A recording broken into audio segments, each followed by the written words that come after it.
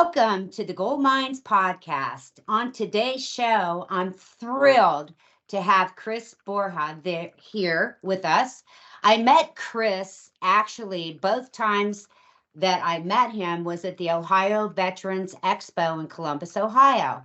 And I just got to say that Chris is one of those people that you just can't help but like. He's an awesome human. And when you watch this podcast, I'm sure you'll agree with me. Okay.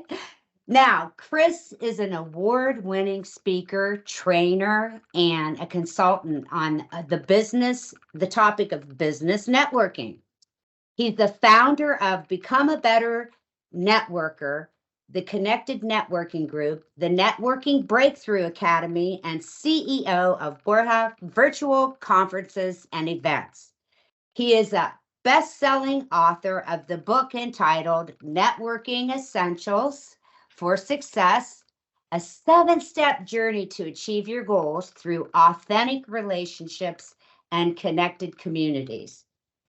For the first 37 years of his life, and I find this hard to believe, but Chris suffered from extreme shyness, introversion, and a fear of social settings. Now that he has overcome this and these challenges, Chris is on a mission to create better networkers, stronger business, and connecting communities. Chris has trainings and presentations that are highly interactive and provide an experience that will change your perspective on networking, growing your business, and improve your relationships in every aspect of your life. So welcome, Chris. Thank you. Glad to be here. Honored to be invited. Geez, the honor's all mine. So, Chris, to start us off today with talking about networking, sometimes it feels almost like it's transactional. And in your book, Networking Essentials for Success, you talk about how individuals can maintain authenticity and build general relationships while networking for a professional gain. And there's more to it than just going out and, collecting business cards. So my first question for you today, Chris, is what's the most common mistake that networkers make, and just a little bit of how we can avoid them? I think one of the first mistakes is just being so self-focused going into a networking environment. And I could relate to this as how I started. I originally started networking simply because I ran out of people to talk to. I needed to generate more prospects and leads and sales for my business. So when I went into the room, I was looking at everyone almost as a commodity. Like, look at all these people. If I could just give them a card and get their information, I could set an Yeah. appointment with them. So I think the number one mistake is actually prospecting versus networking. Nothing wrong with prospecting. It's prospecting is prospecting. We got to do it. However, mistaking prospecting for networking. So oftentimes people will actually be like what I did. I was actually prospecting versus networking. I wasn't there to build relationships. I was there to get prospects and sales. However, one thing that I overlooked was the fact that everyone else was also there for a reason. And if we all were there to prospect, it wouldn't work very well. So that's something that I learned the hard way. And it's because we were never taught this kind of stuff. Yeah, people, when I used to go to networking events, at first, believe it or not, I was a little shy, Chris, but I was like, oh, this is kind of uncomfortable. I don't know what exactly to do. But after years of, like you, exploring and looking and watching people, you come to realize that it's not just about collecting business cards. It's much more deeper than that. So, Chris, in your book, and we've talked, and you say you were an introvert, and I'd love to know, how do individuals overcome their hesitation when they are an introvert? It's got to be hard, but can you give a couple tips maybe from the book? Yeah, I think when it comes to being introvert or extrovert, that's very difficult to change. It's just part of who we are and our natural personality. And it's difficult to change that. It's part of who we are. So I think the big thing is to acknowledge and appreciate some of the benefits of being an introvert. So for example, some people think that being an extrovert is a huge advantage, and sometimes it is on the surface, meaning that they're generally more comfortable in a networking environment, in social settings, having conversations with strangers, keeping the conversation going. Lots of strengths for extroverts. However, introverts often overlook the fact that they have some qualities that make them a really good networker, but they might not realize it. And some of those things are they might have the more natural ability to be a listener, to be in silence and let other people share and express what they're feeling or what they're doing. So that's one. And also, introverts can also be great connectors, meaning that they really uh, get in touch with people, they understand people, and are able to connect them with others. So I think there's some qualities. So whether somebody's an introvert or extrovert doesn't make them a good or bad networker, even though on the surface it may seem Right. like the extroverts have an advantage. But I think it's having introverts understand that they already have qualities that that make them great networkers, even if they don't realize it. And I always try to tell everyone, when you smile at someone that isn't smiling, it makes them smile and it breaks down a little bit of a wall. So, Chris, the other day you and I were talking and it really resonated with me. And I have got through about 4 chapters of your book. Hey, that's good for me. But we were talking about personal branding and how that plays a role in networking. And so, how can individuals develop a strong personal brand? Kind of, can you elaborate a little bit on that? Yeah, we often hear about branding as part of marketing and sales strategies to build your brand. We often hear people say, build your brand. I want to just put a little context on it, why it's important. And the reason why it's important is because oftentimes we want to partner up or we want to network up, simply meaning that we want to network with people that have more resources than we do, whether that's people, finances, knowledge, or skills. People that have more than we currently have, I consider that networking up.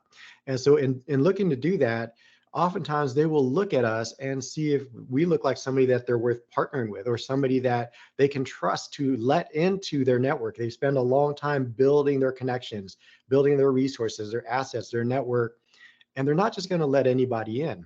And I think building a brand is a big part of being able to show proof or social proof that we belong and that we can add value. So one of the analogies I like to share with building a brand is like if somebody was to ask to borrow your car and they don't drive a car or their car is an absolute beater, and not just that it's old, but that they haven't cleaned it in like 5 years, there's still fast food wrappers on the floor, trash. I mean, if your friend has that kind of car and they're asking to borrow yours, you're probably not going to let them borrow it. However, they have the exact same car as yours. Maybe it's clean or cleaner than yours, or even a nicer car than yours. It doesn't guarantee you're handing the keys over, but you're more likely to think about it or even do it.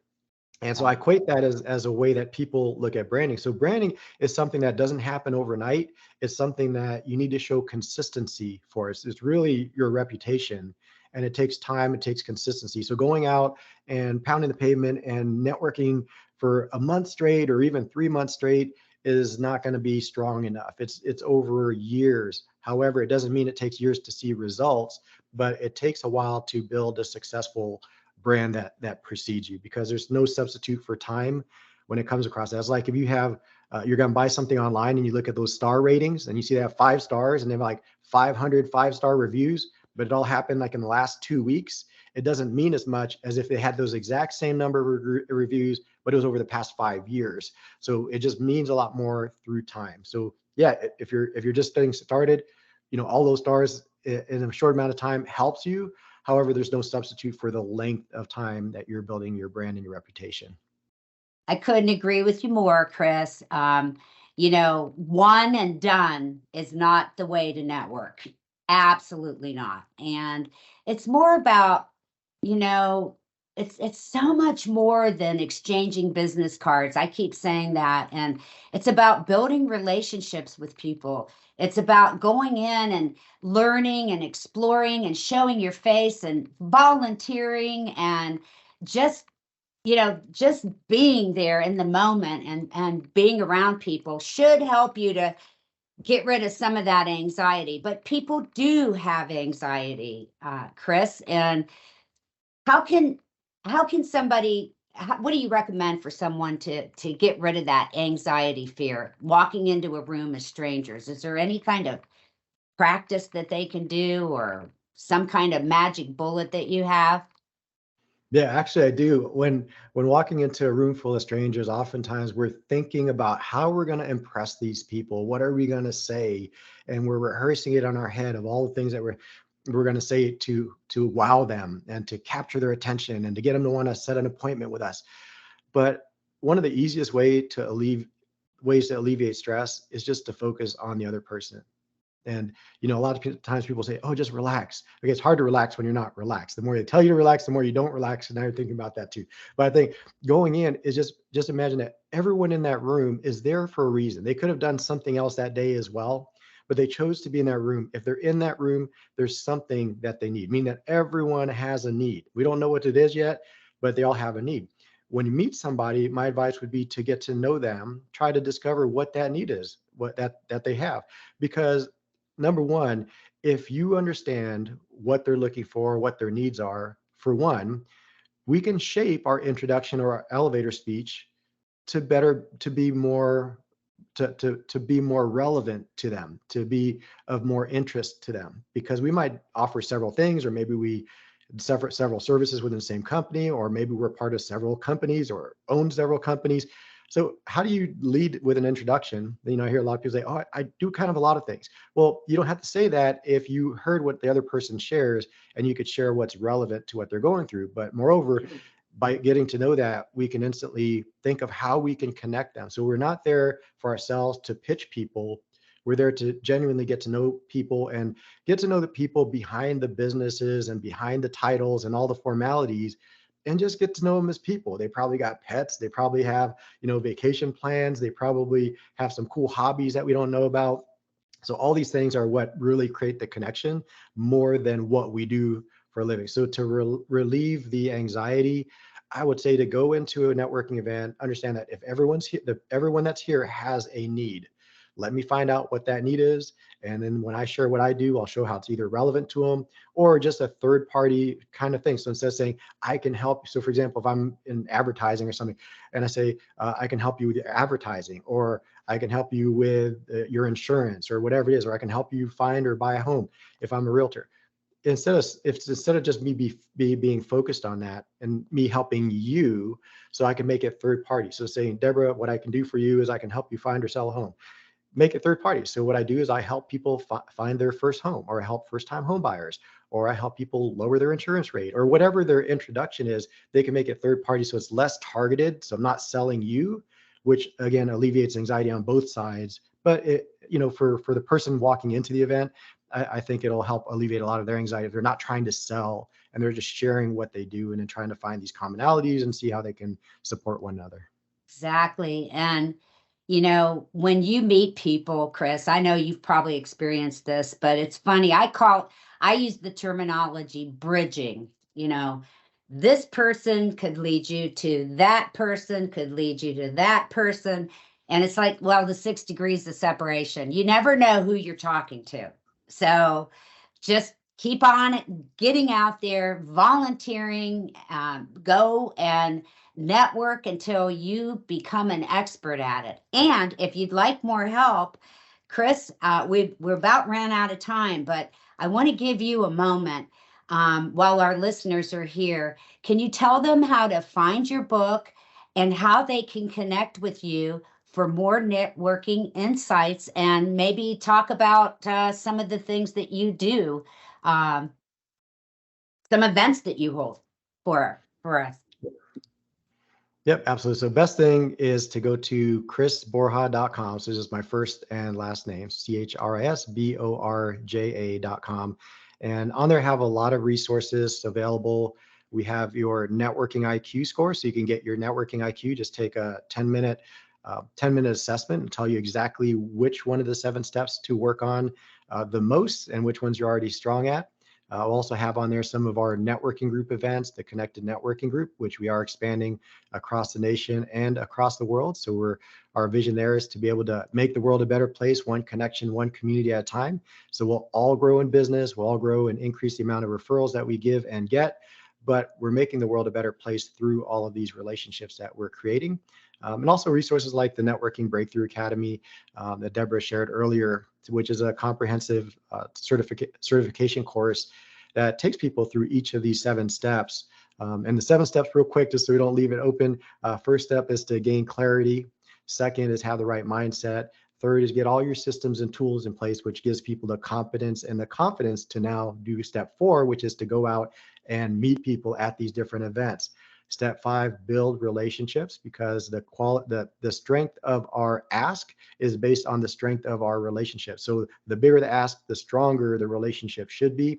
And then step 6, build your personal brand and network, which leads to step 7, which is creating winning collaborations and partnerships. So the goal is not to get a sale through networking, but to build a community around you so that you have ongoing relationships, ongoing referrals and resources available to you, but also to where you can partner up with people and create ongoing sustainable wins.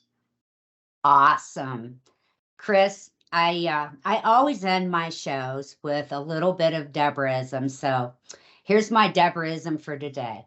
Networking is far more, again, than an exchange of business cards and showing up to an event.